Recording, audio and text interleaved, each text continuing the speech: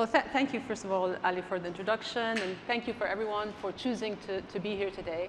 I think this conversation comes at a time that is extremely crucial for us to have. As you know, the last 7 months have been traumatic and really heartbreaking for everybody, not least of all the people on the ground who are facing danger day after day after day. But I think the danger that is equally important that we need to think about is what this conflict has done to the rest of the world. And what we're seeing is that it has revealed and exposed old fractures, it has deepened divisions, and it has divided people along new battle lines. And I think that that is a very dangerous situation because one of the most dangerous features of our world today is polarization. Polarization leads to binary thinking. It makes us think of our world as us versus them, left versus right, east versus west. And even though that kind of might give us a false sense of security that we belong in a certain camp, but it actually inadvertently really puts constraints on us because it kind of limits the way we think, what we should do, what we should say. And more importantly, it makes us look at everybody outside our camp as the rival, as the enemy, somebody you can erase, somebody you can dismiss. And actually, studies have shown that as humans, we are instinctively more likely to be attuned to the suffering of people who are like us. And that kind of selective empathy is actually has real, terrible, actually, real life consequences because it affects where we look and what we see. Yeah. And this is happening in this conflict. People are feeling so emotional about it. People are in either this camp or that camp. And I've seen the middle ground sort of shrink year after year after year. And, you know, when it comes to the Palestinians, I think they've been pushed to the periphery where their suffering has become almost unnoticed and where they become almost a people on whom anything can happen without consequence. And that's why it's important for us to actually find that middle ground, to find that third way. It's so dangerous when we reduce people to just, you know, a nationality or skin color or political views, because as human beings, we're so much more complex than that. And so I think what I want to say at the outset is that I'm not here to try to change anybody's mind, but if there's anything I want to achieve is for people to come out of this thinking that there is more to this issue, that it is actually complex and that it needs to be approached with a lot of nuance, and for us to try to find the third way. It's neither, it doesn't have to be this way. You don't have to be either pro-Israel, pro-Palestine. There needs to be a middle ground. And I think one thing that we can start off as a middle ground is maybe agree on 3 things. First of all, that the current status quo is not sustainable. It's not sustainable for Palestinians or for Israelis. Second, that peace cannot be achieved through violence, through wars, through weapons. It has to be achieved through negotiations, political process, even-handedness, and commitment.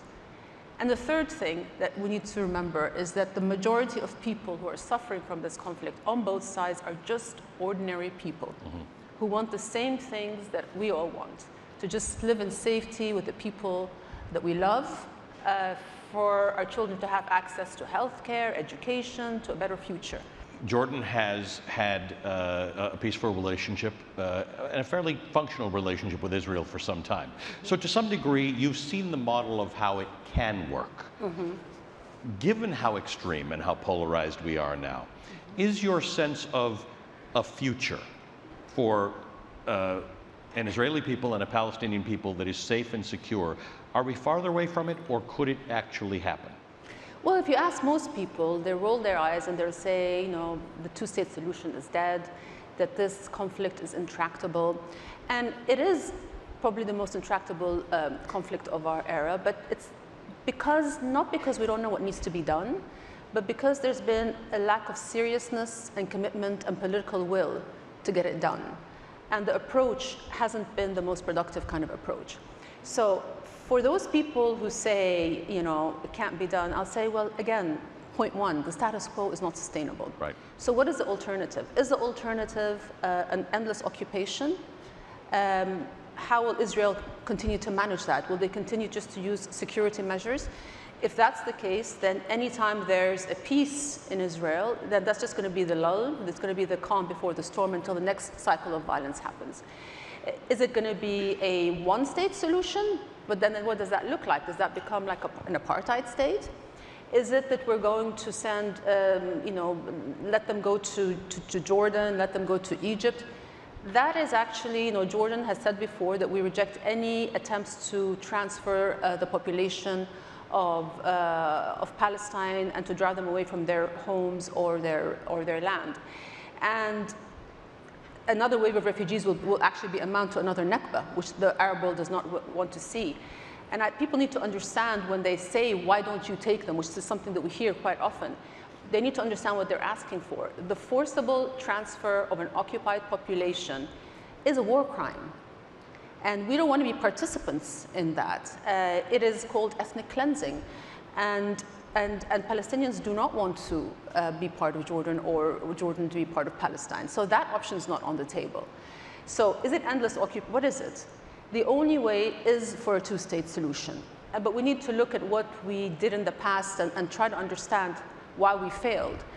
And part of it is that, we need to understand that it cannot be done by the Palestinians, Israelis alone. And the US plays a very important role because it is the single most powerful country in terms of its leverage on Israel. And so it depends how much the US is willing to use its political capital to hold Israel accountable. Now, in the past, what used to happen is in negotiations, they used to always start off on the premise of what will Israel accept to do? What are the terms that it will agree on? Not what is required from Israel to do at the bare minimum as dictated by international law. So the starting point needs to be a legal framework that is recognized by the international community, and then a commitment from the US to hold Israel accountable when it doesn't stick to the terms, of course, as well as the Palestinians. Now, a lot of people would see what I'm saying as, but the US is Israel's strongest ally. I am not asking for the US to turn against Israel, but to be a good ally, you call your ally out when they're not doing the right thing. Being a good ally doesn't mean you just sign off on anything and everything your friend does.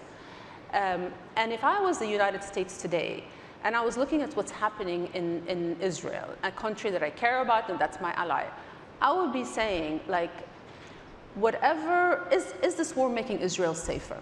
And whatever Israel achieves in terms of short-term tactical gains against Hamas, aren't they coming at a very heavy long-term cost towards Israel's security?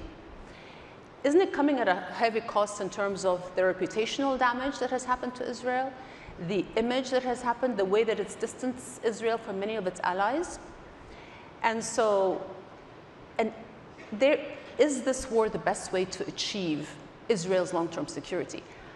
As the United States, am I going to prioritize the political agenda and survival of one man, the prime minister, and the ideological ultra-nationalist religious far right that exists in his cabinet? Am I going to be prioritizing their agenda over the long-term safety and security of the state of Israel?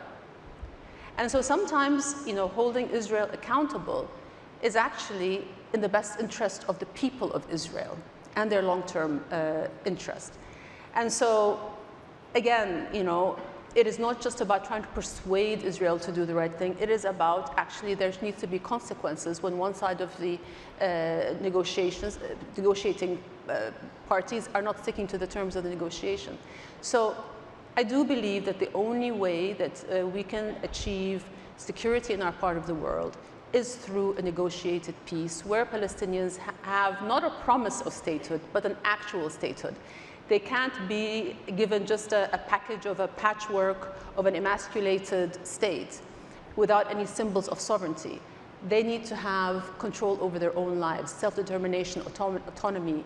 They've been living under occupation, oppression and dispossession for too long. And when we look at whose fault it is in this cycle or that cycle, we can keep going back and forth, but it all comes back down to an illegal occupation. You want safety and security, we need to end the occupation, because you cannot have a safe and secure Israel while there is a grave injustice on their border. What do people, we have a very influential audience here. These are philanthropists, business leaders, and investors. If someone wants to make this, the outcome of this better, what can people do? Because we see this playing out on the international stage, and it makes people feel impotent. There are these prevailing narratives, which you have discussed with us. What should influential Americans do I think about it's to just not think of just the narratives. You know, I saw this video recently of Senator Mitt Romney asking the Secretary of State, Tony Blinken, about how did Israel get the PR wrong this time? And I was struck by the question, because I think the failure here is not about PR. It's not about how Israel is spinning the story. It's the problem with the story itself. The narrative cannot be so divorced from reality. You cannot continue to create a reality on the ground, but then sell a completely different narrative. It's killed more doctors in this war, more doctors, more aid workers, than journalists, than any other conflict. It's killed 14,500 kids. So that doesn't make sense. When you say Israel is the only democracy in the Middle East, well, how can a democracy be depriving an entire population of their human rights? You know, when you say the IDF is the most moral army in the world, well, how is that true when veteran Israeli soldiers are saying that what we're doing is wrong, and when a lawyer from the army comes and says, you know, the behavior is crossing the criminal threshold. So what I'm trying to say is that it's not just about the narrative. It is about the reality itself. And as I said before, I don't care what we call it. You know, you want to call it genocide, you don't want to call it genocide. It's a lot of people dying, and the fact that we're debating whether it is, that's shocking in and of itself, you know? So I think what I want people to do is to not just think of a narrative, not just say, you know, this is the hero, this is the villain, to try to simplify it in that way. There's a lot more to it. And I think we all need to rally behind a third way that actually puts the people first, beyond the political agendas of leaders or zealots or extremists. So this is an interesting point, because we have pushed, hearts have hardened since October 7th, there's no question. So much. And you have often brought out, not in just this context, but in other contexts, that we are in a world that is polarized, and we are pushing people toward the extremes. We are pushing people who might be in that moderate middle, including in Israel and the occupied territory and Gaza. There are fewer people who believe in a two-state solution in your part of the world. You know, we still talk about it like it's a viable thing, that if the United States fully gets behind, it can happen. But we also have a narrative that people are either pro-Israeli or pro-Palestinian, which I was not certain needed to be the case. I think one can believe in the determination. I think people should put people first. You know, what we're demanding, what Palestinians want, is not sympathy or special treatment. They just want the impartial application of the law. You know, what people are asking is, you know, yes, there was outrage on October 7th, and that there should be, but why isn't there outrage about the number of people who are being killed now? You know, why is it okay for some people to have human rights where others are deprived of them? So, and this is something that's actually putting the US in a tight spot, because there are some contradictions in the US position. You have to give human life equal value, and you have to place equal condemnation on human rights violations. You cannot have credibility without moral consistency. And that's what we're seeing here, is a global community that is not applying the same standards on different populations. And that's causing a lot of people in my part of the world to feel completely disillusioned and to actually lose faith in the global system, where they feel it's not just towards them.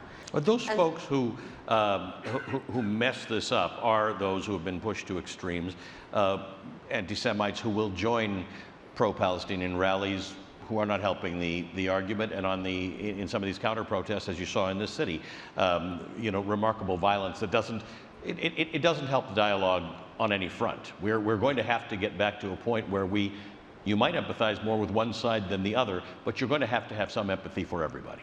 Absolutely. Edward Said, he said, just to paraphrase him, that the reality that we're in, the situation that we're in now, is not inevitable. It is a result of choices, historic choices made by men and women. It is man-made, and it can be remade. And I think for us who feel that this is an impossible problem to solve, it is solvable. It's just about, like you said, for us to not just judge the other side as the enemy, but to really try to find the common ground. And the common ground is that we want the same things. And sometimes the things that we want are not the same things that our leaders want.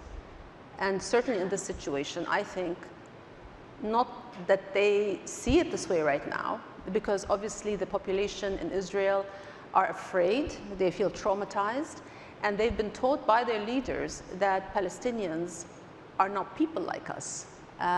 They are just security threats that we have to defend ourselves against. And that is not doing them justice, because ultimately, you know, there's not going to be long-term security. Nothing can safeguard Israel and its long-term security as much as a peace can. And so there needs to be a re-education, a rehumanization between the two people. For the time being, I believe there can only be two states and two people living in separateness until they can start to heal the wounds and to try to build the trust that has been lost now as a result of years of suffering. And we have a responsibility to try to stand behind a vision that delivers the people there the security and the future they deserve.